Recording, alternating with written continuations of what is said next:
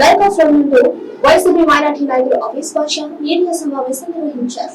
2 రోజుల్లో తాను ఎమ్మెల్యే కోటమిరెడ్డి శ్రీధర్రెడ్డి సమక్షంలో టీడీపీ పార్టీలో చేరబోతున్నట్టు ఆయన తెలియజేశారు. నేను నా మిత్రులు నిర్ణయించుకుని శ్రీధర్రెడ్డి సమక్షంలో పార్టీలో చేరబోతున్నామని తెలిపారు.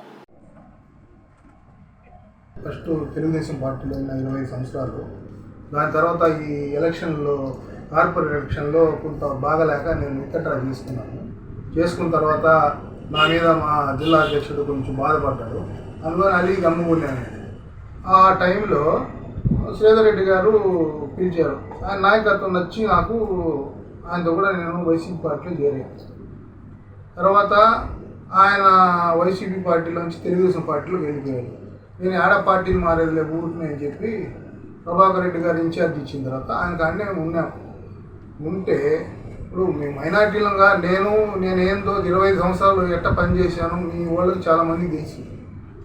ఏ విధంగా తెలుగుదేశం పార్టీలో పనిచేశాను, ఎలా చేశాను అనేది.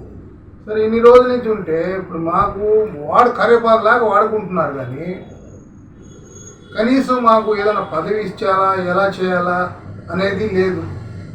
నేను నా ఏరియాలో 4-5 వార్డుల్లో నాకు సొంత ఇది ఉంది, స్నేహితులు కానీ బంధువులు కానీ అందరితో. కనీసం నాకు నేను నోరు తీర్చి అడిగా ప్రభాకర్ రెడ్డి గారు, అన్న నాకు ఏమైనా పదవి ఇస్తే బాగుంటుంది కదా, మీరు ఏం లేకపోతే నేనేం చెప్పుకోవాలా, నేను సీనియర్ని కదా అని అడిగితే మా అబ్బాయికి జిల్లా యువతలో సెక్రటరీగా ఇచ్చారు, ఆర్గనైజ్ సెక్రటరీగా. మా అబ్బాయి మా పిల్లకాయలు వాళ్ళకి ఇచ్చిన చిన్న పదవులు మాకు అవసరం లేదు, మీకెందుకు, మాకు అవమానించిన దగ్గర మేము ఎందుకు ఉండాలా, ఎవరిని పిలిచినా అప్పుడు కార్పొరేటర్ కాడ కింద నువ్వు పని చేయి, లేదా కార్పొరేటర్తో కలిసి పని చేయాలంటే మా వల్ల కాదు. మాకు పదవి అనేది మేము పనిచేసేది లేనిది మా ఇష్టం, అది మాకు కూడా ఏదో ఉండాలి కదా. ఈ వార్డులో మైనారిటీలు ఎక్కువ. నేను పోటీ చేశా, 2 సార్లు పోటీ చేశా 29వ డివిజన్లో. అక్కడ కూడా నా బలం ఉంది, నా బంధురికం ఉంది. నేను ఎట్టనా అంటే ఆయనకి తెలుసు, నీకు ఎట్ట 2-3 వార్డుల్లో ఇది ఉండాలిలే, నువ్వు ఏదో ఒకటి చెయ్యి అది ఇది అని చెప్పాడు. ఏ విధంగా నేను అడిగా. ఆయన ఏదంటే కార్పొరేట్తో కోఆర్డినేట్ చేసుకొని పని చేసుకోండి అన్నది. నాకు పదవి ఏంది, ఇప్పుడు ఇన్ని సంవత్సరాల నుంచి ఉన్నాను కదా మీరు కూడా, నేను ఏ విధంగా పోయి ఓటు అడగాల మీకు, అందుకు చెప్పి నేను అడిగా. ఆయన గమ్ముకున్నాడు, ఏం మాట్లాడకుండా. వాళ్ళు రెడ్డి గారులకు అయితే ఇష్టప్రకారంగా వాళ్ళకి పదవులు, ఆ పదవులు, ఈ పదవులు ఇస్తారు. మైనారిటీలు కాబట్టి మమ్మల్ని పెద్దగా పట్టించుకోవడం లేదు. అందుకని చెప్పి నేను మాకు మనసు బాధేసి ఇంకెందుకులే అని చెప్పి నేను మా వాళ్ళతో అందరితో మాట్లాడుకున్నాను. ఏం చేద్దాం, ఏదన్నా ఉంది, మనం మర్యాద లేని దగ్గర మనం పోయి ఏం చేస్తాం. చూడండి, ఇప్పుడు మేము ఆయన కోసమే పనిచేసేదానికి ఉన్నాం. ఆడ ఫోటో ఉంది, ఈడ ఫోటో ఉంది, చూడండి. కనీసం ఇప్పుడు మాకు మర్యాద లేకపోతే మేమేం చేయాలి. నేను 30 సంవత్సరాల నుంచి, నేను 25 సంవత్సరాలు తెలుగుదేశం పార్టీలో ఉన్నా, 10 ఏళ్ళు కమ్యూనిస్ట్ పార్టీలో ఉన్నా. కమ్యూనిస్ట్ పార్టీలో కూడా నేను సెక్రటరీగా పనిచేశాను ఇక్కడ.